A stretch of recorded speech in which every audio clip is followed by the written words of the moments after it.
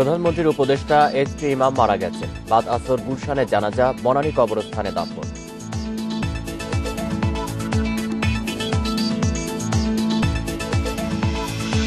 ফরিদপুরের দুই ভাই রুবেল বরকতের বিরুদ্ধে আদালতে অভিযোগপত্র, অর্থ পাচারের মামলা।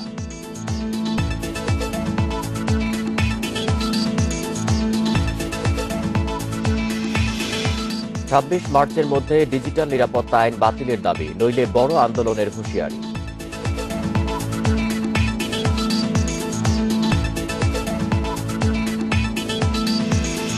মিয়ানমারে জান্তা বিরোধী বিক্ষোভে পুলিশের গুলিতে নিহত বেড়ে ৩৮, সংবাদকর্মী সহ ৩ শতাধিক আটক।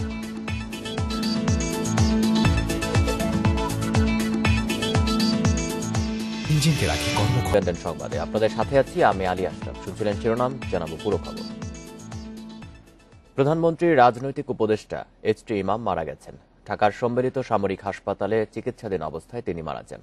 তার বয়স হয়েছিল ৮২ বছর। তার মৃত্যুতে শোক জানিয়েছেন রাষ্ট্রপতি ও প্রধানমন্ত্রী। এইচ.টি. ইমাম কিডনি ও ফুসফুসের জটিলতা সহ বার্ধক্যজনিত নানা রোগে ভুগছিলেন। ২ সপ্তাহ ধরে ভর্তি ছিলেন হাসপাতালে। আওয়ামী লীগের দপ্তর সম্পাদক বিপ্লব বড়ুয়া জানিয়েছেন, আজ বেলা ১১টার দিকে এইচ.টি. ইমামের মরদেহ নেওয়া হবে তার গ্রামের বাড়ি সিরাজগঞ্জের উল্লাপাড়ায়। সেখানে প্রথম জানাজা শেষে হেলিকপ্টারে মরদেহ আনা হবে ঢাকায় কেন্দ্রীয় শহীদ মিনারে। সেখানে সর্বস্তরে মানুষের শ্রদ্ধা নিবেদনের জন্য রাখা হবে বিকেল ৩:৩০ পর্যন্ত। বাদ আসর গুলশানের আজাদ মসজিদের দ্বিতীয় জানাজার শেষে মরদেহ দাফন করা হবে বনানী কবরস্থানে।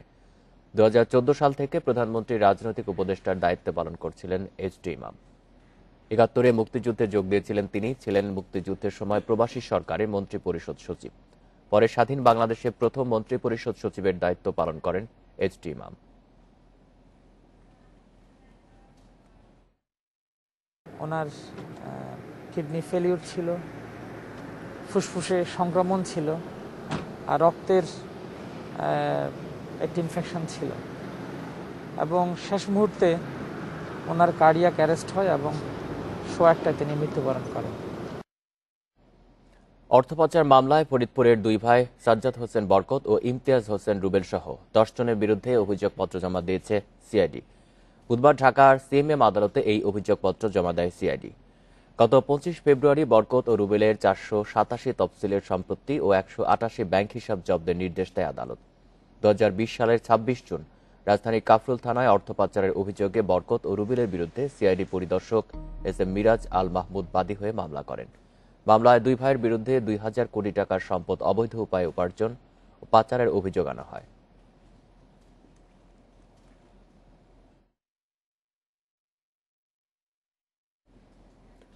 ছাব্বিশে মার্চের মধ্যে ডিজিটাল নিরাপত্তা আইন বাতিল না হলে বৃহত্তর আন্দোলনের হুঁশিয়ারি দিয়েছে প্রতিবাদকারীরা। পাশাপাশি কারাগারে মুশতাকের মৃত্যুর সুষ্ঠু তদন্ত ও ডিজিটাল নিরাপত্তা আইনে আটক সব বন্দীর মুক্তির দাবিও জানানো হয়েছে। কারাগারের লেখক মুশতাক আহমেদের মৃত্যুকে হত্যা উল্লেখ করে এর বিচারের দাবি ও ডিজিটাল নিরাপত্তা আইন বাতিলের দাবিতে সকালে নাগরিক সমাবেশ শুরু হয়। জামিনের চেষ্টা হলো, কাজ হলো না। অংশ নেন ডাক্তার জাফরুল্লাহ চৌধুরী সহ বিভিন্ন রাজনৈতিক, সামাজিক ও সাংস্কৃতিক সংগঠনের কর্মী সমর্থকেরা। সেই লেখকের সংখ্যা অতি কম। ডিজিটাল নিরাপত্তা আইনকে কালো আইন আখ্যায়িত করে অবিলম্বে তা বাতিলের দাবি জানানো হয়। কারা এই মুশতাক আহমেদ কিশোরদের মামলার পেছনে আছে, তাদেরকে উন্মোচন করতে হবে, তাদেরকে বিচারের আওতায় আনতে হবে। ডিজিটাল নিরাপত্তা আইন নাগরিকের সংবিধান প্রদত্ত অধিকার সরাসরি খর্ব করে বলে দাবি করা হয় সমাবেশ থেকে। মানুষ স্বাধীনভাবে তার মত প্রকাশ করবে, মানুষ বিরুদ্ধ মত প্রকাশ করতে পারবে না। বিরুদ্ধ মত প্রকাশ করার জন্য কেউ ব্যঙ্গাত্মক ভাষা বেছে নিতে পারবে না। এই আইনটাকেই তো আমার মনে হচ্ছে যে মানুষের স্বাধীনতার, আমাদের স্বাধীনতার এবং আমাদের স্বাধীনতা চেতনার পরিপন্থী। আমাদের নাগরিকের মৌলিক অধিকার সমুন্নত রাখতে সরকারের প্রতি আহ্বান জানান সমাবেশের সভাপতি। আজকে আমাদের দাবি একটাই হতে পারে, কোনো লুকোচুরি নয়, এটাকে বাতিল করে দিতে হবে। এই কালা কানুনটা, এই ডিজিটাল এক্টটা বাতিল করে দেবে। সংস্কারের প্রয়োজন নাই, সংস্কার একটা ধাপ্পাবাজি। সুতরাং সংস্কার চাই না, আমরা এটাকে বাতিল চাই। পরে প্রেস ক্লাবের সামনে থেকে প্রধানমন্ত্রী কার্যালয় বরাবর রওনা দেয় পদযাত্রা। পুলিশের সতর্ক অবস্থানের পরও বিনা বাধায় শাহবাগ মোড়ে পৌঁছে পদযাত্রা। পরে হোটেল ইন্টারকন্টিনেন্টালের সামনে পুলিশের ব্যারিকেড দেখে থেমে যায় পদযাত্রা। প্রধানমন্ত্রীর সঙ্গে পদযাত্রা নিয়ে দেখা করতে পুলিশের সহায়তা চান ডাক্তার জাফরুল্লাহ। তবে সাড়া না পেয়ে সেখান থেকে আলটিমেটাম ঘোষণা করে কর্মসূচি শেষ করেন আন্দোলনকারীরা। শাহাদাত স্বপন, ইন্ডিপেন্ডেন্ট নিউজ, ঢাকা। এদিকে কাশিমপুর কারাগারে মুশতাকের মৃত্যুর ঘটনায় গঠিত কমিটি তদন্ত প্রতিবেদন জমা দিয়েছে। স্বরাষ্ট্র মন্ত্রণালয়ের অতিরিক্ত সচিব তরুণকান্তি শিকদার নেতৃত্বে গঠিত 5 সদস্যের কমিটি বিকেলে মন্ত্রণালয়ে প্রতিবেদন দাখিল করে। গত বৃহস্পতিবার কারাবন্দী মুশতাক আহমেদ মারা যান। তার মৃত্যুর পর গত 27 ফেব্রুয়ারি তদন্ত কমিটি গঠন করে স্বরাষ্ট্র মন্ত্রণালয়। স্বরাষ্ট্রমন্ত্রী আসাদুজ্জামান খান জানান, প্রতিবেদনের তথ্য গণমাধ্যমে প্রকাশ করা হবে। সচিবালয়ে নিজ দপ্তরে সাংবাদিকদের এসব কথা বলেন তিনি। আইন তো সবসময় প্রয়োজনের তাগিদে সংশোধন হয়। অনেকেই এখন বলছেন আইন পরিবর্তনের কথা, এগুলি আমার সাবজেক্ট নয়, এগুলি আইনমন্ত্রী মহোদয়ের সাবজেক্ট, তিনি চিন্তা করুন এটা নিয়ে। ডিজিটাল নিরাপত্তা আইনের মামলায় 10 মাস কারাগারে থাকার পর 6 মাসের জামিন পেয়েছেন কার্টুনিস্ট আহমেদ কবির কিশোর। দুপুরে শুনানি শেষে তার জামিন মঞ্জুর করে বিচারপতি এম ইনায়েতুর রহিম ও বিচারপতি মোহাম্মদ মুস্তাফিজুর রহমানের ভার্চুয়াল হাইকোর্ট বেঞ্চ। নিম্ন আদালতে জামিন না পেয়ে গত 21 জানুয়ারি হাইকোর্টে আবেদন করেন কার্টুনিস্ট কিশোর ও একই মামলায় বন্দী অনলাইন অ্যাক্টিভিস্ট মুশতাক আহমেদ। এরই মধ্যে 25 ফেব্রুয়ারি কারাগারে মারা যান মুশতাক। 1 মার্চ জামিন আবেদন শুনানির পর 3 মার্চ আদেশের জন্য রাখে হাইকোর্ট। দীর্ঘদিন কারাগারে থাকা এবং মামলাটির পুনঃতদন্ত চলায় কিশোরকে 6 মাসের অন্তর্বর্তীকালীন জামিন দিয়েছে উচ্চ আদালত। আর কারাগারে মারা যাওয়া লেখক মুশতাকের নাম আবেদন থেকে বাদ দেওয়া হয়েছে। জামিন দিয়েছেন দুইটা জিনিস বিবেচনা করে। প্রথমত, কো অ্যাকিউজ দিদার এবং মিনহাজ মান্নান ইমন এনার জামিনে আছেন, একজন ট্রায়াল কোর্ট থেকে, একজন দিদার হচ্ছে ওনার কোর্ট থেকে, এবং long custody, near about 10 months he is in custody. এই বিবেচনায় ওনাকে জামিন দিয়েছেন। অন্য কোনো মামলা না থাকায় এই কার্টুনিস্ট দ্রুতই মুক্তি পাবেন বলে জানান তার আইনজীবী। এছাড়া কারাগারে কিশোরকে নির্যাতন করা হয় এমন অভিযোগও আইনজীবীর। সিএমএম আদালতে তাকে উপস্থিত করা হয়। তিনি আমাদেরকে জানিয়েছিলেন যে র্যাব হেফাজতে তাকে নির্যাতন করা হয়। নির্যাতনের ফলে তার ডান কান ক্ষতিগ্রস্ত হয়ে তিনি ডান কান প্রায় অকেজো, শুনতে পান না, এবং বাঁ পায়ে তাকে নির্যাতন করা হয়েছে এবং সেটার কারণে তিনি বাঁ পায়েও ইনফেকশন আছে এবং প্রচণ্ডভাবে ইনজিওর্ড। এবং সবচাইতে বড় যে ব্যাপারটি আমাদেরকে বলেছিলেন, সে জেলখানার মধ্যে তিনি কোনো ধরনের চিকিৎসাই পাননি। ফেসবুকে সরকার বিরোধী পোস্ট দেওয়ার অভিযোগে গত বছরের মে মাসে মুশতাক আহমেদ ও কার্টুনিস্ট কিশোর সহ 4 জনকে গ্রেপ্তার করে র্যাব। পরে তাদের বিরুদ্ধে ডিজিটাল নিরাপত্তা আইনে মামলা করে সংস্থাটি। ওই মামলায় 2 জন নিম্ন আদালতে জামিন পেলেও মুশতাক ও কিশোরের আবেদন নামঞ্জুর হয় 6 বার। আল আমিন হোসেন, ইন্ডিপেন্ডেন্ট নিউজ, ঢাকা। ফরিদপুরে বাস ও মাইক্রোবাসের সংঘর্ষে নগরকান্দার নতুন মেয়রের স্ত্রী, ছেলেসহ 3 জন নিহত হয়েছেন। আর গুরুতর আহত হয়েছেন মেয়র নিমাই চন্দ্র সরকার। বুধবার রাতে নগরকান্দা সীমান্ত এলাকায় এই দুর্ঘটনা ঘটে। স্থানীয়রা জানায়, রাত 9:45টার দিকে মেয়র নিমাই চন্দ্র সরকারের পরিবার নিয়ে ভাঙা থেকে নগরকান্দায় ফিরছিলেন। ঢাকা বারেরহাট মহাসড়কে পৌঁছালে চট্টগ্রামগামী যে পরিবহনের বাসের সাথে মাইক্রোবাসের সংঘর্ষ হয়। এতে ঘটনাস্থলেই মারা যান মেয়রের স্ত্রী সঞ্চিতা সরকার, ছেলে গৌরব সরকার, উপজেলা যুবলীগ নেতা কামাল মাতুব্বর। মেয়রসহ আহত হয় অন্তত 10 জন। গুরুতর আহত মেয়রকে হেলিকপ্টারে করে ঢাকার সম্মিলিত সামরিক হাসপাতালে আনা হয়েছে।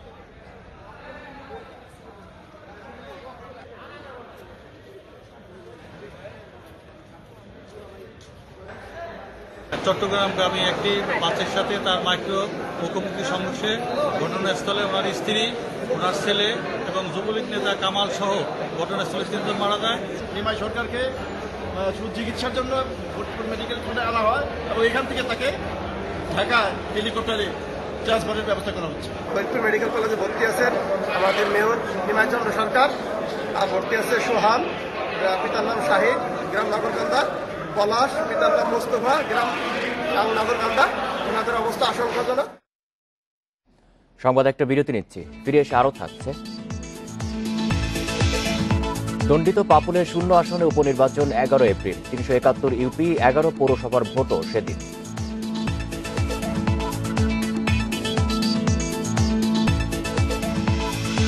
পাবলিক বিশ্ববিদ্যালয়ের বর্তমান ও সাবেক 12 উপাচার্যের দুর্নীতির তদন্ত চলছে। 3 জনের বিরুদ্ধে প্রতিবেদন দিয়েছে কমিশন।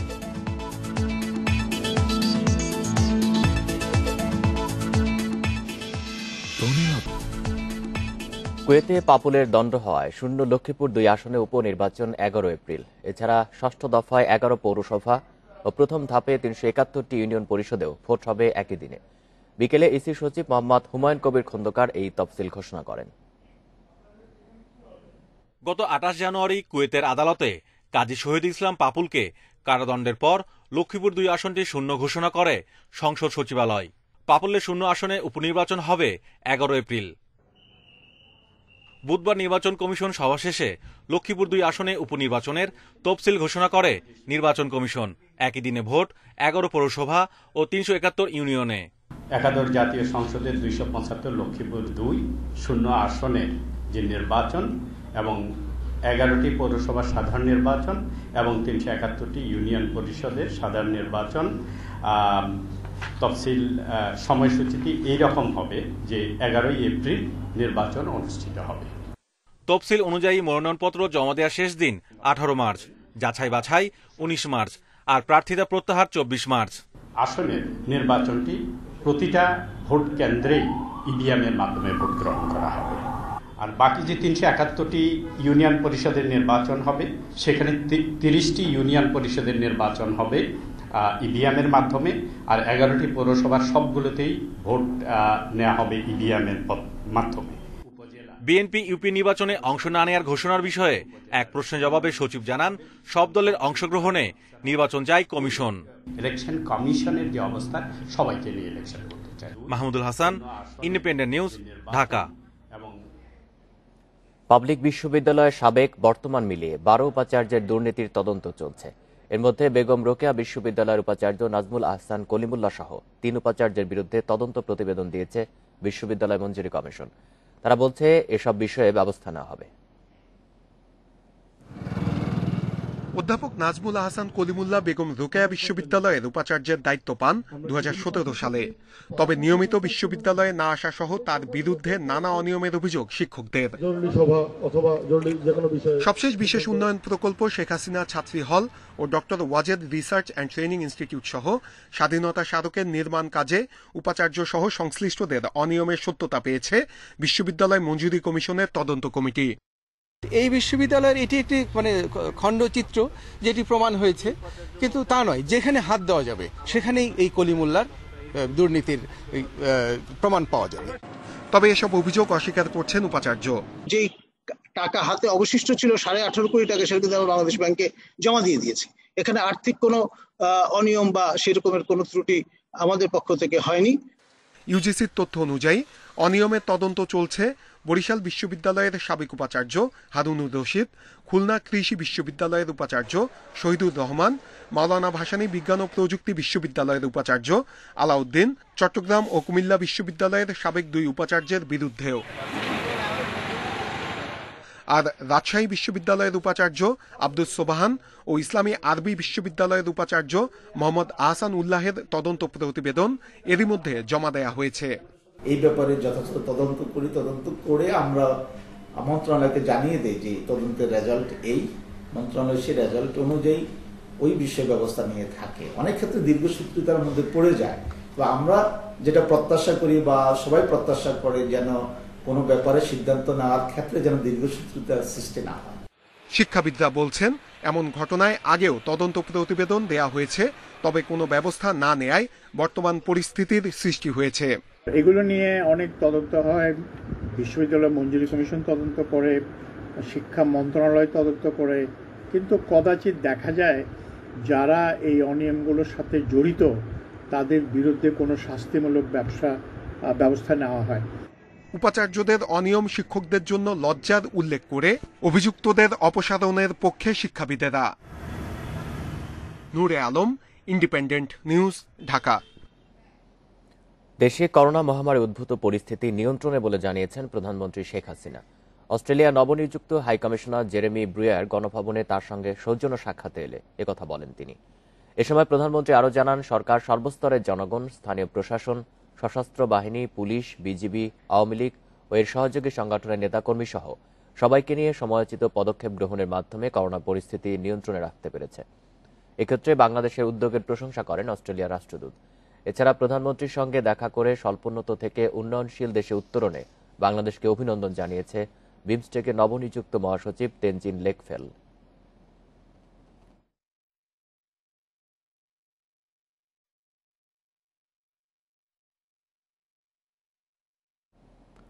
খালেদা জিয়ার দণ্ড মওকুফ, সাজা স্থগিতের মেয়াদ বাড়ানো ও বিদেশে চিকিৎসার অনুমতি চেয়ে স্বরাষ্ট্র মন্ত্রণালয়ে আবেদন করেছেন তার স্বজনেরা। সেটি আইন মন্ত্রণালয়ে পাঠানো হচ্ছে। সেখান থেকে মতামত এলেই চূড়ান্ত সিদ্ধান্ত নেওয়া হবে বলে জানিয়েছেন স্বরাষ্ট্রমন্ত্রী আসাদুজ্জামান খান। বিএনপি চেয়ারপারসন খালেদা জিয়ার দ্বিতীয় দফা সাজা স্থগিতের মেয়াদ শেষ হচ্ছে 25শে মার্চ। মঙ্গলবার তৃতীয়বারের মতো এ সুবিধা চেয়ে সরকারের কাছে আবেদন করেছেন তার ভাই শামীম ইস্কান্দার। এ তথ্য নিশ্চিত করে স্বরাষ্ট্রমন্ত্রী জানিয়েছেন, খালেদা জিয়ার সাজা স্থগিতের মেয়াদ বাড়ানো সহ কিছু শর্ত শিথিল চেয়েছে তার স্বজনেরা। করোনার কারণে খালেদা জিয়া চিকিৎসা নিতে পারেননি জানিয়ে দণ্ডাদেশ মওকুফ নিয়েও সরকারের দৃষ্টি আকর্ষণ করেছেন তারা। করোনাকালীন তারা চিকিৎসা নিতে পারেনি সেইটা জানিয়েছেন এবং তার দণ্ডাদেশ মওকুফ করা যায় কিনা সেইটা সম্বন্ধেও তারা বলেছেন। তারা আবার সময়টা এক্সটেনশন করার জন্য আরও কিছু শর্ত শিথিল করে তারা এক্সটেনশন চেয়েছেন। এ আবেদন পরীক্ষা নিরীক্ষার জন্য আইন মন্ত্রণালয়ে পাঠানো হচ্ছে জানিয়ে স্বরাষ্ট্রমন্ত্রী বলছেন, তাদের মতামত এলে আলাপ আলোচনার মাধ্যমে ব্যবস্থা নেওয়া হবে। যে উনি যা চেয়েছেন ওটা পরীক্ষা নিরীক্ষা করে আমরা পরবর্তী সিদ্ধান্ত দেওয়ার জন্য আইন মন্ত্রণালয়ে পাঠাবো। আইন মন্ত্রণালয় থেকে মতামত আসলে আমাদের যথাযোগ্য ইসের সঙ্গে আলাপ করে তার ব্যবস্থা নেওয়া হবে। এদিকে খালেদা জিয়ার শারীরিক অবস্থা বিবেচনা করে করোনা টিকা নেয়ার বিষয়ে সিদ্ধান্ত নেওয়া হবে বলে জানিয়েছেন তার আইনজীবী কায়সার কামাল। Hasib Mahmud Shah, independent news, Dhaka. রায়েরবাজারের যুবক শুভ সরকার ছিলেন পুলিশের সোর্স। এলাকার মাদক ব্যবসায়ীদের বিষয়ে পুলিশকে তথ্য দিতেন। এটি জেনে যায় রায়েরবাজারের মাদক কারবারিরা। পুলিশ বলছে, এর প্রতিশোধ নিতেই শুভকে পরিকল্পিতভাবে হত্যা করে স্থানীয় মাদক ব্যবসায়ী সুমন ওরফে পেট কাটা সুমন সহ 9 জন। সিসিটিভি ক্যামেরা ফুটেজ দেখে 7 জনকে গ্রেপ্তারের পর এসব জানিয়েছে পুলিশ। রায়েরবাজারের জাফরাবাদে শেরিবাংলা আইডিয়াল স্কুলে 15 ফেব্রুয়ারি হত্যা করা হয় শুভ সরকারকে। স্ত্রী তানিয়া আক্তার, 8 মাসের শিশু মরিয়ম আর মা রাশেদা বেগমের আহাজারি এখনো থামেনি। সরকারের কাছে আমি নিয়ম বিচার চাই। আমার ছেলে যে বিচারটা সেটা আমি নাতি নিয়ে কেমতে চলবো, আমার বউ সংসার নিয়ে কেমতে খাবো, আমার যে অসহায় করে ঠিক আছে কি কারণে, আমি তো কোনো অন্যায় করি। ঘটনার পর অজ্ঞাতদের আসামি করে মামলা হয় মোহাম্মদপুর থানায়। সিসিটিভি ক্যামেরার ফুটেজ সংগ্রহ করে পুলিশ। সেখানে দেখা যায় 15 ফেব্রুয়ারি রাত 9:43 7 জন যুবক রায়েরবাজার জাফরাবাদ কমিউনিটি সেন্টার রোডে আড্ডা দিচ্ছেন। কিছুক্ষণ পর সেখান থেকে শেরিবাংলা স্কুলের দিকে যায় সবাই। সেই সিসিটিভি ক্যামেরার ফুটেজে দেখা যায় 9:46 ভুক্তভোগী শুভ ও তার এক ছোট ভাই রবিউলের সঙ্গে যাচ্ছেন ওই স্কুলের দিকে। মাত্র 10 মিনিট পরই সেখান থেকে পালিয়ে যেতে দেখা যায় রাকিব ও সবুজকে। খেলা দিয়ে ঢুকছে, ঢুকা আমি এই পাশে দাঁড়াচ্ছিলাম, শুভ এই পাশে, ওরা আমার সোজাসুজি আইতাছে আর রাতটা এরকম বেঁকা হয়ে ছিল। আইতাছে আয় আমার সামনে দাঁড়াই আর বুক বাড়া পার দিছে। পার দেওয়ার পর আমি ভয়ে দৌড় দিছি, হ্যাঁ আমার পিছে পিছে দৌড় দিছি। পরে ফুটেজ পর্যালোচনা ও প্রযুক্তি সহায়তায় আসামিদের শনাক্ত করে অভিযানে একে একে গ্রেপ্তার করা হয় 7 জনকে। গ্রেপ্তারের পর পুলিশ বলছে, নিহত শুভ ছিল পুলিশের সোর্স। তাকে পরিকল্পিতভাবে হত্যা করে পেট কাটা সুমন, খোকন, ভুবন, পলাশ, মোহাম্মদ সুমন, রাকিব ও সবুজ সহ 9 জন। করোনা শুভেচ্ছা চাকরিটা তার চলে যায়। তারপরে সে পুলিশের সোর্স হিসেবে কাজ করে। একদিকে সে যারা ওই মাদক ব্যবসা করে তাদেরকে ধরায় দেয়, পাশাপাশি আবার যারা মাদক খায় তাদের মাদকটা সে কেড়ে নিয়ে যায়। যার কারণে এই ঘটনা থেকে ওই মাদক ব্যবসায়ী বা মাদকাসক্ত যারা ছিলেন তারা মিলে তারা পরিকল্পিতভাবে তাকে হত্যা করে, যাতে তাকে পুলিশকে যেন আর কোনো খবর দিতে না পারে। গ্রেপ্তার 7 জনের বিরুদ্ধে একাধিক মাদকের মামলা রয়েছে। বাকি 2 জনকে ধরতে অভিযান চালাচ্ছে police. Masudur Rahman, independent news, Dhaka. সংবাদ একটা বিরতি নিচ্ছি, ফিরে এসে আরো থাকছে। নিত্যপণ্যের দাম বৃদ্ধিতে রোজার আগে বাড়তি চাপে মানুষ, ব্যবসায়ীদের বিরুদ্ধে কারসাজির অভিযোগ।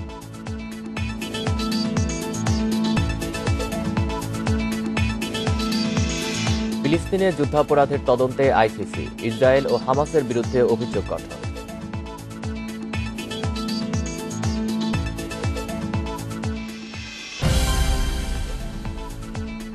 নিত্য প্রয়োজনীয় পণ্যের দাম বৃদ্ধি রমজানের 1.5 মাস আগেই বাড়তি চাপে ফেলেছে মানুষকে। সরকারি বিপণন সংস্থা টিসিবির হিসেবে 1 মাসের ব্যবধানে বেড়েছে চালসহ 5 নিত্য পণ্যের দাম। একই অবস্থা গরম মশলার বাজারে। দাম বাড়ার পেছনে ব্যবসায়ীদের কারসাজি আছে কিনা তা খতিয়ে দেখার দাবি ভোক্তাদের। আজহার হোসেন কাজ করেন একটি বেসরকারি হাসপাতালে। নিত্যপণ্যের অস্বাভাবিক দর বৃদ্ধিতে নাবিশ্বাস অবস্থা তার। জানালেন নিত্য প্রয়োজনীয় পণ্য কিনতে মাসে খরচ বেড়েছে প্রায় 1/3। আগে দেখা যায় 4,000 টাকা এখন শেষ করতাম, এখন 6,000 টাকাও আমাদের হয় না, তারপরও বেশি লাগে। কিন্তু আমাদের সেনাদের তো বেতন বাড়ে নাই। আসলে দেখা গেছে এখন সংসার চালাতে মোটামুটি হিমশিম খাইতে হয়েছে। তারপরে আরো বাড়িতে ফ্যামিলি আছে, তাদেরকে টাকা পয়সা দেওয়া লাগে। ইস্কাটনের বাসিন্দা নীলা বেগমেরও ব্যয় বেড়েছে। 4 জনের সংসারে আগে মাসে চালসহ অন্যান্য পণ্য কিনতে লাগতো 10,000 টাকা, এখন লাগছে 15,000 টাকা। ডাল, তেল এটি সবে দাম বাড়ছে। এটি আর কি মনে করেন মধ্য ফ্যামিলিরা চলতে অনেক হিমশিম খাচ্ছে। বর্তমান প্রোডাক্টের দাম বাড়ছে, চালের দাম বাড়ছে, কম ছিল, কমার পরে এবং চালের দাম আবার বাড়ছে। সরকারি সংস্থা টিসিবির হিসাবে 1 মাসের ব্যবধানে নিত্য প্রয়োজনীয় 5 পণ্যের দর বেড়েছে। এর মধ্যে বেশি বেড়েছে ভোজ্য তেল, চাল, আটা, হলুদ, আদার। বেড়েছে মশলার দামও। 1 মাসের ব্যবধানে সব ধরনের চালের দর বেড়েছে 4 থেকে 5 টাকা। বেড়েছে বোতলজাত ও খোলা সয়াবিন তেলের দাম। ব্রয়লার মুরগির দর কেজিতে বেড়েছে 20 টাকা। রমজানের 1.5 মাস আগেই এই দাম বৃদ্ধিতে বাড়তি চাপে ভোক্তারা। তবে শিগগিরই চালের বাজার নিয়ন্ত্রণে আসবে বলে জানিয়েছেন বাণিজ্যমন্ত্রী। এপ্রিল মাসের ফার্স্ট উইকে আমাদের নতুন বড় ধান উঠবে, তার পর্যন্ত একটু চাপ থাকবে। তবে আশা শুরু হয়েছে, ইম্পোর্টেড চাল আমাদের শুরু হয়ে গেছে। আশা করি দামটা আর বাড়বে না। এদিকে দাম স্থিতিশীল এবং কমেছে আলু, পেঁয়াজ, রসুন, লবণ, ডিমের। কমেছে খেজুরের দামও। Shamim Ahmed, independent news, Dhaka. গ্রাহক অনুপাতে পর্যাপ্ত তরঙ্গ না থাকায় সন্তোষজনক সেবা নিশ্চিত করতে পারছে না অপারেটররা। তাই আগামী সপ্তাহে 2টি ব্যান্ডের অব্যবহৃত তরঙ্গ নিলাম করতে যাচ্ছে নিয়ন্ত্রক সংস্থা বিটিআরসি। এতে অপারেটররা তরঙ্গ কিনলে গ্রাহক সেবার মান বাড়বে বলে আশা সংশ্লিষ্টদের। মোবাইলে কথা বলা ও ইন্টারনেট ব্যবহার নিয়ে অভিযোগ পুরনো। গ্রাহকের সংখ্যার অনুপাতে পর্যাপ্ত তরঙ্গ না থাকায় অপারেটররা কাঙ্ক্ষিত সেবা দিতে পারছে না বলে মত সংশ্লিষ্টদের। এই মুহূর্তে গ্রামীণফোনের গ্রাহক 7,81,00,000, রবির 5 কোটির বেশি, বাংলালিংকে 3.5 কোটি এবং টেলিটকের 54 লাখ।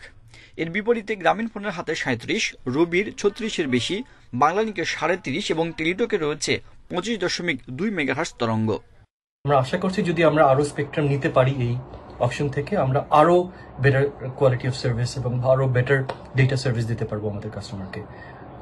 আমি মনে করছি যে সার্বিকভাবে এই নিলামের মাধ্যমে টেলিকম খাত এবং গ্রাহকরাই কিন্তু উপকৃত হবে বলে মনে করছি।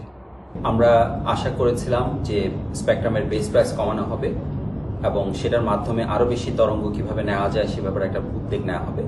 আমরা আশা করছি যে আমাদের টেলিকম রেগুলেটরি কমিশন এবং সরকার যথাযথভাবে ব্যবস্থা নেবেন যাতে মোবাইল অপারেটররা এবং বিশেষ করে আমরা যাতে আরো বেশি স্পেকট্রাম নিতে পারি ভবিষ্যতে এবং কম দামে আমরা সেই স্পেকট্রামটা পাই।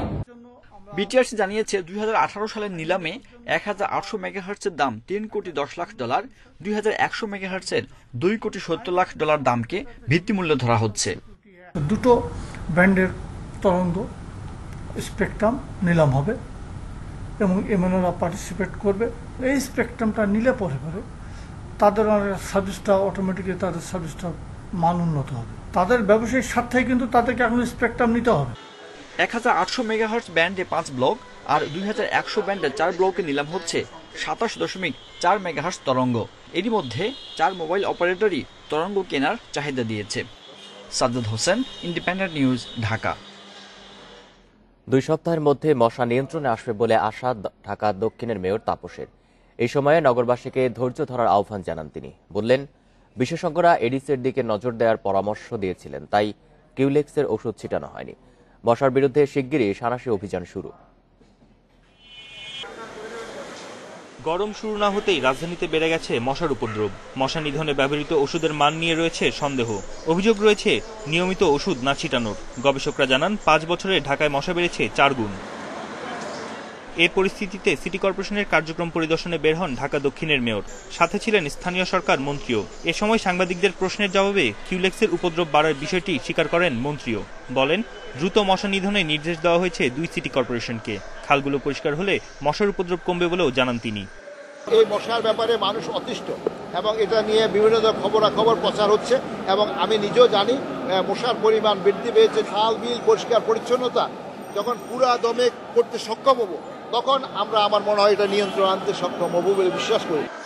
এ সময় সাংবাদিকদের প্রশ্নের জবাবে মেয়র জানান, বিশেষজ্ঞদের ভুল পরামর্শের কারণেই বেড়েছে মশার উপদ্রব। নতুন ওষুধ আনা হয়েছে, 2 সপ্তাহে কমবে মশা। আমাদেরকে বলা হয়েছিল যে ডেঙ্গুর প্রকোপটা যেহেতু ছিল, সেটা আমাদের সেই কার্যক্রমটা ডিসেম্বর পর্যন্ত চালিয়ে নেওয়া, কিন্তু আসলে সেটা ভুল ছিল, কৌশলটা ভুল ছিল। আমাদেরকে শীত আসার সাথে সাথে থেকেই কিউলেক্সের বিরুদ্ধে আমাদের কার্যক্রম নেওয়া উচিত ছিল। আমরা আশাবাদী আগামী 2 সপ্তাহের মধ্যেই এই কিউলেক্স মশা নিয়ন্ত্রণে চলে আসবে। ডেঙ্গু নিয়ন্ত্রণে এবারও এপ্রিল থেকে কার্যক্রম শুরুর কথা জানান মেয়র। বন ইবনে কামাল, ইন্ডিপেন্ডেন্ট নিউজ, ঢাকা। স্বল্পোন্নত দেশ থেকে উন্নয়নশীল দেশে উত্তরণের সুপারিশ পাওয়ায় বাংলাদেশকে শুভেচ্ছা জানিয়েছেন জাতিসংঘের মহাসচিব অ্যান্তোনিও গুতেরেস। বুধবার এই সংক্রান্ত একটি শুভেচ্ছা বার্তা প্রকাশ করে জাতিসংঘ। একে বাংলাদেশের জন্য একটি বড় মাইলফলক বলে আখ্যা দেন অ্যান্তোনিও গুতেরেস। এছাড়াও নারীর ক্ষমতায়ন ও শিক্ষার প্রসারের জন্য বাংলাদেশকে সাধুবাদ জানান তিনি। টেকসই উন্নয়ন লক্ষ্যমাত্রা SDG 2030 বাস্তবায়নে কার্যকরী পদক্ষেপ নেওয়ারও পরামর্শ দেন। পাশাপাশি লক্ষ্য অর্জনে জাতিসংঘের পক্ষ থেকে সব ধরনের সহায়তারও আশ্বাস দেন জাতিসংঘের মহাসচিব অ্যান্তোনিও গুতেরেস।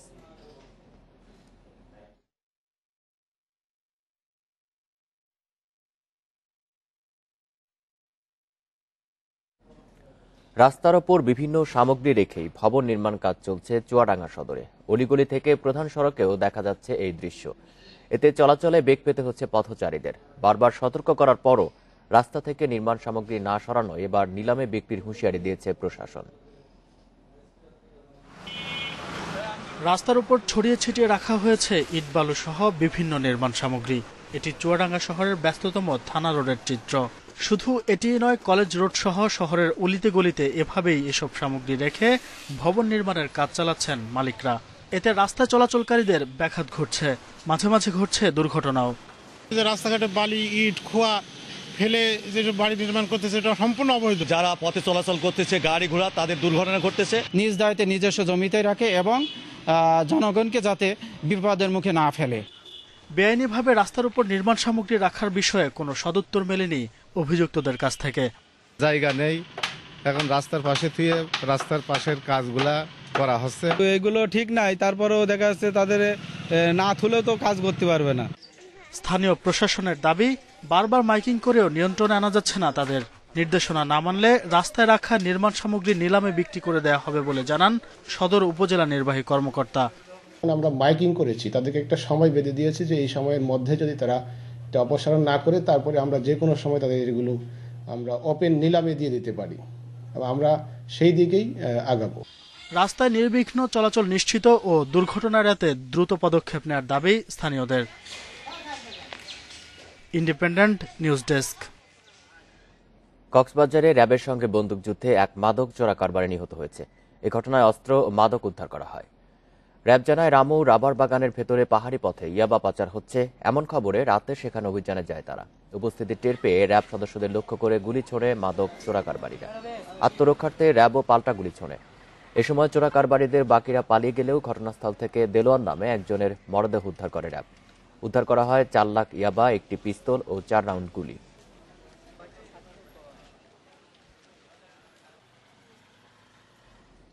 লক্ষ্মীপুরে ডাকাতিয়া ও রহমতখালী নদী দখলে বেপরোয়া হয়ে উঠেছে একটি চক্র। নদীর দুপাশ ভরাট করে প্রতিদিনই গড়ে তুলছে নানা স্থাপনা।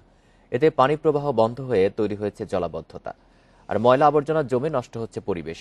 দখলদার উচ্ছেদে অভিযানের কথা প্রশাসন বললেও নদী দখলমুক্ত রাখতে নেই তেমন পদক্ষেপ। দখল আর দূষণে অস্তিত্ব হারাতে বসেছে লক্ষ্মীপুরের রহমতখালী এবং ডাকাতিয়া নদী। দীর্ঘদিন ধরে স্থানীয় প্রভাবশালীরা নদীর 2 পাশ দখল করে গড়ে তুলেছেন বহুতল ভবন, দোকানপাট সহ নানা স্থাপনা।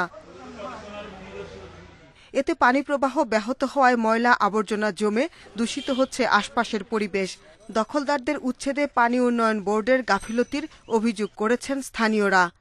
ডাকাতিয়া নদীতে সেই চাঁদপুর থেকে এই বালাম নৌকা বা মাহাজনী নৌকাগুলো এই খাল দিয়ে চলাফেরা করতো, কিন্তু কি দুর্ভাগ্য আজকে এখানে একটা অনেক খাল দিয়ে ডিঙ্গি নৌকা এখন যায় না। প্রভাবশালী লোক খাল নদী দখল করি তারা বড় বড় বহুতল ভবন করছে। যারা প্রকৃত দখলদার তাদেরকে যেন দখলমুক্ত করা হয়, আর যারা নিরপরাধ বা যাদের বাড়িগাড়ি নদী ভেঙে গেছে, নদীর পাড়ে আছে, তারা যেন এই উচ্ছেদের মধ্যে না পড়ে। প্রভাবশালীদের অপতৎপরতা বন্ধ করে নদী ও খাল রক্ষায় ভ্রাম্যমাণ আদালতের অভিযান অব্যাহত রয়েছে। দখলদারদের তালিকা করে পর্যায়ক্রমে ব্যবস্থা নেওয়ার আশ্বাস দিয়েছে জেলা প্রশাসন। খাল নদী বা যেসব খাস জমি অবৈধ দখলে রয়েছে সেগুলো আমরা উদ্ধারের সর্বোচ্চ চেষ্টা করছি। এসি ল্যান্ড এবং উপজেলা নির্বাহী অফিসার সহ প্রতিনিয়ত এইসব অবৈধ দখলে থাকা জমি উদ্ধার করা হচ্ছে এবং ভূমিহীনদের জন্য গৃহ নির্মাণ করা হচ্ছে সেসব জায়গাতে। বিভিন্ন সময় উচ্ছেদ অভিযান চললেও দখলমুক্ত জায়গা রক্ষায় তেমন উদ্যোগ না থাকায় আবারও তা চলে যাচ্ছে দখলদারদের অধীনে। এ অবস্থায় নদী রক্ষায় আরও কঠোর হওয়ার দাবি জানিয়েছে এলাকাবাসী। Independent news desk. নির্বাচন কমিশন কর্মচারীদের যোগ সাজসে ভুয়া জাতীয় পরিচয়পত্র বানিয়ে ব্যাংক থেকে ঋণ জালিয়াতির অভিযোগে 6 জনকে গ্রেপ্তার করেছে ঢাকা মহানগর গোয়েন্দা পুলিশ। ডিবির অতিরিক্ত কমিশনার একেএম হাফিজ আক্তার জানান, ফ্ল্যাট ব্যবসাকে পুঁজি করে চলছিল এই প্রতারণা। প্রথমে রাজধানীর যে কোনো এলাকায় একটি অফিস ভাড়া নিত এই প্রতারক চক্রটি। এরপর ফ্ল্যাট বিক্রিতে মধ্যস্থতার কথা বলে সম্পর্ক গড়ে তুলত মালিকদের সঙ্গে। এ সময় ক্রেতার জন্য ব্যাংক ঋণের ব্যবস্থা সহ নানা প্রয়োজনের কথা বলে হাতিয়ে নিত ফ্ল্যাট মালিকদের জাতীয় পরিচয়পত্র সহ গুরুত্বপূর্ণ কাগজপত্র। মঙ্গলবার রাজধানীর খিলগাঁও ও রামপুরা এলাকায় অভিযান চালিয়ে এই চক্রের 6 জনকে গ্রেপ্তার করে ঢাকা মহানগর গোয়েন্দা পুলিশ। বুধবার সকালে ডিএমপিতে সংবাদ সম্মেলনে ডিবির প্রধান জানান, ফ্ল্যাট মালিকদের কাছ থেকে কাগজপত্র নিয়ে ভুয়া জাতীয় পরিচয়পত্র তৈরি করে ব্যাংকের অর্থ আত্মসাৎ করত এই চক্র। তারা বিভিন্ন জায়গায় ফ্ল্যাট অথবা জমি মালিকের সাথে যোগাযোগ করে, ব্যাংকের সাথে যোগাযোগ করে, কখনো ক্রেতা কখনো বিক্রেতা সাজে, এবং তারা ওই যখনই প্রতারণার কাজে জড়িত হয় তখন একটি বাসা যে কোনো জায়গায় 1-2 মাসের জন্য ভাড়া নিয়ে তাদের একটা অফিস সাজায়। ভুয়া জাতীয় পরিচয়পত্র তৈরিতে নির্বাচন কমিশনের কর্মচারীদের সহায়তার অভিযোগ পাওয়া গেছে বলেও জানান তিনি। এরই মধ্যে নির্বাচন কমিশন 44 জনকে বরখাস্ত করেছে বলেও জানানো হয় সংবাদ সম্মেলনে। তাদেরকে লোন দেয় তখন সমস্ত কাগজপত্র তার ভুয়া একটি টিন করে, টিন সার্টিফিকেট নেয়, ভুয়া একটা ট্রেড লাইসেন্স নেয়। এগুলি সব যাচাই করার পরই ব্যাংক যখন স্যাটিসফাই হয় সার্ভারে যে এনআইডিটি সেই ব্যক্তির ক্রেতা বা বিক্রেতা, তখন তাকে লোন পাস করিয়ে দেয়। ভুয়া কাগজপত্র তৈরিতে 11টি আর্থিক প্রতিষ্ঠান থেকে 1.5 কোটি টাকার উপরে আত্মসাৎ করেছে এই প্রতারক চক্র। Suman Tanvir, independent news, Dhaka. পঞ্চম দফার প্রথম ধাপে ভাষান্তর গেল রেকর্ড 2260 জন রোহিঙ্গা। এর আগে একসাথে এত রোহিঙ্গা ভাষান্তরে যায়নি। সকালে চট্টগ্রামের বোট ক্লাব থেকে তাদের ভাষান্তরে পৌঁছে দেয় নৌবাহিনীর 6টি জাহাজ। এ নিয়ে 12,000-এর বেশি রোহিঙ্গার ঠিকানা হল ভাষান্তরে। পঙ্গু স্ত্রী সহুরা খাতুনকে কাঁধে করে ভাষান্তরে রওনা দিয়েছেন উখিয়ার কুতুপালং ক্যাম্পের মেহের আলী। উদ্দেশ্য ক্যাম্পের ঘুপচির গাদাগাদি জীবন ছেড়ে ভাষান্তরে আরো ভালো থাকা। মায়ানমারে তো জুলুমের কারণে থাকতে পারি নাই, এদেশে এখন 4 বছর। এখানকার সরকার যখন ভাষান্তরে নিতে চাইল আমি খুশি মনেই রাজি হয়েছি। অনেকেই নিয়ে যাচ্ছেন পোষা হাঁস মুরগি কিংবা কবুতর, বস্তায় করে নিচ্ছেন সংসারের টুকিটাকি। ইতিমধ্যে ভাষান্তরে যাওয়া স্বজনদের কাছ থেকে সেখানকার ভালো পরিবেশের কথা জেনেই সেখানে যাচ্ছেন তারা। ভাষান্তরে গেলে এই সুখ সুবিধার মতন চলাফেরা কি ভালো হবে এরকম করে যাইতেছি। আত্মীয় স্বজন আসলাম বগুনারে গিয়ে খুশি বগুনা কাটতে মরি। বরাবরের মতোই রোহিঙ্গাদের স্থানান্তরের এই প্রক্রিয়া দেখাশোনা করছে বাংলাদেশ নৌবাহিনী। আগের 4 দফার রেকর্ড ভেঙেছে এবার। রোহিঙ্গাদের ভাষান্তরে আবাসন ব্যবস্থা গর্ব করার মতো বলে দাবি নৌ কর্মকর্তাদের। যারা যাচ্ছে আজকে তারা কিন্তু এই ভাষান্তর সম্পর্কে সম্যক ধারণা এবং খবর নিয়ে যাচ্ছে, এবং তাদের যারা আত্মীয় স্বজন, বন্ধু বান্ধব, ব্রাদার, রিলেটিভ ইতিমধ্যেই ভাষান্তরে আছে, তাদের কাছে তারা যে ফিডব্যাকটা পেয়েছে এটা অত্যন্ত আশাব্যঞ্জক। এ পর্যন্ত ভাষাঞ্চলে 12,000-এর বেশি রোহিঙ্গা গেছে। বৃহস্পতিবার যেতে পারে আরো 2,000। গেল 4 ডিসেম্বরে প্রথম দফায় ভাষাঞ্চলে রোহিঙ্গা স্থানান্তরের পর সময় যত এগিয়ে যাচ্ছে ততটাই দীর্ঘ হচ্ছে ভাষাঞ্চরগামী রোহিঙ্গাদের সারি। আত্মীয় স্বজনের প্রথম দফায় ভাষাঞ্চরে রোহিঙ্গা স্থানান্তরের পর সময় যত এগিয়ে যাচ্ছে ততটাই দীর্ঘ হচ্ছে ভাষাঞ্চরগামী রোহিঙ্গাদের সারি। আত্মীয় স্বজনের সাথে বসবাস, ক্যাম্পের ঘুপচি জীবন থেকে মুক্তি পেতে অনেকেই পাড়ি দিচ্ছেন এই সাগর পথ। সেখানে আগামী জীবন আরো ভালোভাবে কাটবেই বলে প্রত্যাশা তাদের। অনুপম শীল, ইন্ডিপেন্ডেন্ট নিউজ, চট্টগ্রাম। সমাজ একটা বিরতি নিচ্ছি, ফিরছি একটু পর। মিয়ানমারে আবার সেনা অভ্যুত্থান বিরোধী বিক্ষোভে পুলিশের গুলিতে একদিনে 38 জন নিহত হয়েছে, আহত হয়েছে অন্তত 30 জন। এদিকে বিক্ষোভ চলাকালে সংবাদকর্মী সহ 3 শতাধিককে আটক করেছে পুলিশ। সেনা অভ্যুত্থানের 1 মাস পরও উত্তাল পুরো মিয়ানমার। বিভিন্ন শহরে চলছে গণতন্ত্রকামীদের বিক্ষোভ। আন্তর্জাতিক চাপ উপেক্ষা করে বিক্ষোভকারীদের দমনে কঠোর অবস্থানে আইন শৃঙ্খলা বাহিনী। এরই মধ্যে আরেকটি রক্তক্ষয়ী দিনের সাক্ষী হল মিয়ানমার। বুধবার সকাল থেকে ইয়াঙ্গুন, মান্দালয় সহ বিভিন্ন শহরে পুলিশ বিক্ষোভকারীদের ব্যাপক সংঘর্ষ হয়। আন্দোলনকারীদের ছত্রভঙ্গ করতে টিয়ারসেল ও রাবার বুলেট ছোড়ে পুলিশ। পুলিশকে লক্ষ্য করে ইট পাটকেল ছোড়ে বিক্ষোভকারীরা। বিভিন্ন শহরে ঘটে হতাহতের ঘটনা। এছাড়া বার্তা সংস্থা অ্যাসোসিয়েট প্রেসের এক সংবাদকর্মী সহ ইয়াঙ্গুন ও বিভিন্ন শহর থেকে 3 শতাধিক বিক্ষোভকারীকে আটক করেছে আইনশৃঙ্খলা বাহিনী। গণতন্ত্র পুনঃপ্রতিষ্ঠা ও অং সান সুচিকে মুক্তি দিতে দক্ষিণ পূর্ব এশিয়ার দেশগুলোর জোট আসিয়ান সামরিক বাহিনীর প্রতি আহ্বান জানানোর একদিন পর এমন সহিংসতার ঘটনা ঘটল। এর আগে রোববার পুলিশের গুলিতে মারা যায় 18 বিক্ষোভকারী, গ্রেপ্তার হয় প্রায় 500 মানুষ। এই ঘটনায় উদ্বেগ ও নিন্দা জানায় বিশ্ব সম্প্রদায়। রেজওয়ানুল হক, ইন্ডিপেন্ডেন্ট নিউজ ডেস্ক। ফিলিস্তিনে সংঘটিত যুদ্ধাপরাধের অভিযোগের তদন্ত শুরু করেছে আন্তর্জাতিক অপরাধ আদালত। বুধবার মামলার প্রসিকিউটর ফাতু বেনসুদার বরাতে এই খবর দিয়েছে বিবিসি। প্রতিবেদনে বলা হয়েছে 2014 সাল থেকে পশ্চিম তীর, পূর্ব জেরুজালেম এবং গাজা উপত্যকায় চালানো সহিংসতা ও নিপীড়নের তদন্ত শুরু হয়েছে, যেখানে ইসরায়েলের সেনাবাহিনী ও ফিলিস্তিনি সশস্ত্র বাহিনীর 2 পক্ষের বিরুদ্ধেই তদন্ত হবে। ফেব্রুয়ারিতে এ বিষয়ে তদন্ত করার এখতিয়ার আছে বলে রায় দেয় আন্তর্জাতিক অপরাধ আদালত। তবে ইসরায়েল আইসিসির সদস্য না হওয়ায় এই রায় প্রত্যাখ্যান করেন দেশটির প্রধানমন্ত্রী নেতানিয়াহু।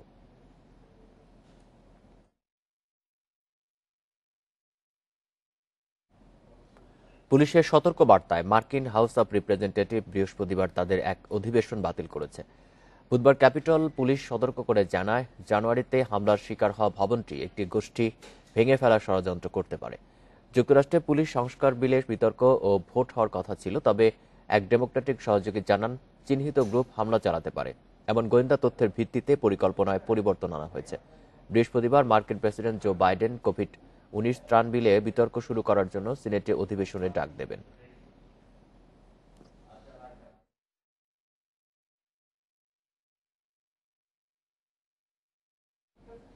আহমেদাবাদে ভারত ইংল্যান্ডের সিরিজ নির্ধারণী টেস্ট শুরু হচ্ছে আজ। কোহলিদের জন্য মহা গুরুত্বপূর্ণ এই ম্যাচ।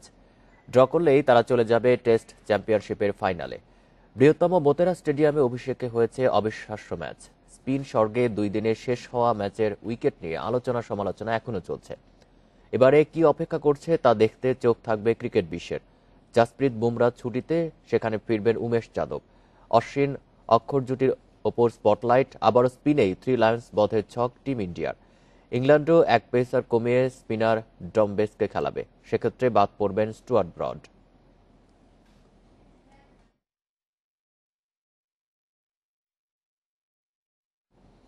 কোপা দেল রের সেমিফাইনালের দ্বিতীয় লেগে সেভিয়াকে 3-0 গোলে হারিয়ে ফাইনালে বার্সেলোনা। প্রথম লেগে সেভিয়া 2-0 গোলে জিতলেও 2 লেগ মিলে 3-2 ব্যবধানে জিতল বার্সা।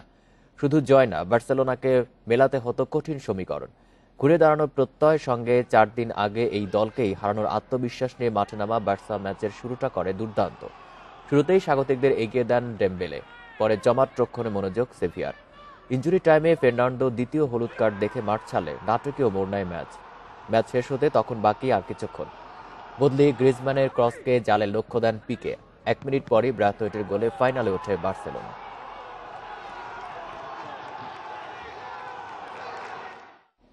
একদিন বিরতির পর আজ শুরু প্রিমিয়ার লিগ ফুটবলের 13তম রাউন্ড। সন্ধ্যা 6:15টায় উত্তর বারিধারার মুখোমুখি হবে আবাহনী। সবশেষ বসুন্ধরা কিংসের কাছে বড় হারের তিক্ততা ভুলতে নামবে আবাহনী। এই ম্যাচ জিতে শেখ জামালকে টপকে 2-এ ওঠার সুযোগ আকাশী নীলের সামনে। ফ্রান্সিসকো তোরেস ও কার্ভেন্স বেলফোর্ট আক্রমণ ভাগে লেমোসের মূল অস্ত্র। সাফল্যের লক্ষ্যে দলগত সমন্বয়ের তাগিদ কোচের। অন্যদিকে বিকেল 3:45টায় পুলিশ এফসির প্রতিপক্ষ শেখ রাসেল ক্রীড়াচক্র।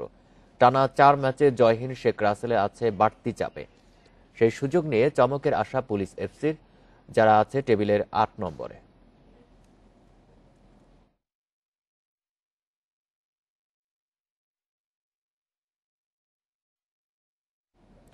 ফ্রেঞ্চ লিগে জয় ধরে রেখেছে পিএসজি।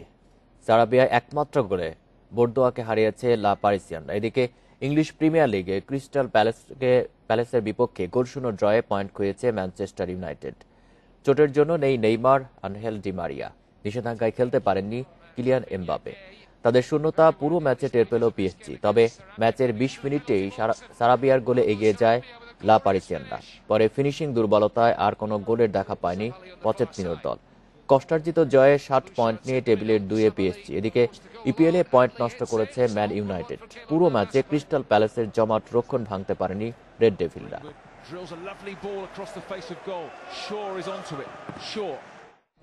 ইংলিশ প্রিমিয়ার লিগে রাতে বিগ ম্যাচ। অ্যানফিল্ডে লিভারপুলের অতিথি চেলসি। ম্যাচ শুরু বাংলাদেশ সময় রাত 2:15টায়।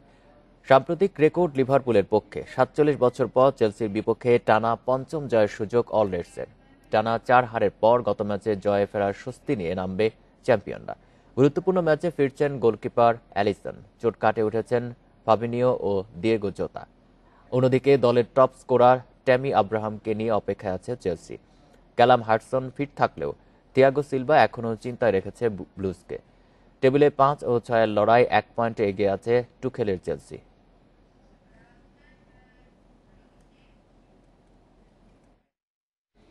সংবাদ শেষ করব, তার আগে সংবাদ শিরোনামগুলো জানিয়ে দেব আরো একবার। প্রধানমন্ত্রীর উপদেষ্টা এসটি ইমাম মারা গেছেন। বাদ আসর গুলশানে জানাজা, বনানী কবরস্থানে দাফন।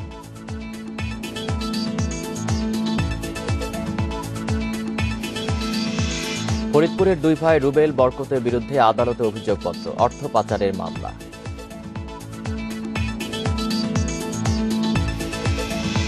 ছাব্বিশ মার্চের মধ্যেই ডিজিটাল নিরাপত্তা আইন বাতিলের দাবি, নইলে বড় আন্দোলনের হুঁশিয়ারি।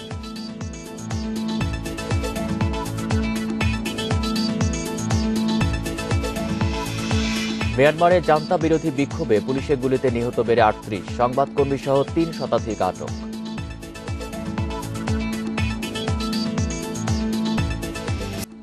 এ ছিল এখনকার সংবাদে। ইন্ডিপেন্ডেন্ট টেলিভিশনের সব খবরের আরো বিস্তারিত জানতে চোখ রাখুন ফেসবুক, ইউটিউব এবং টুইটারে। ধন্যবাদ সবাইকে।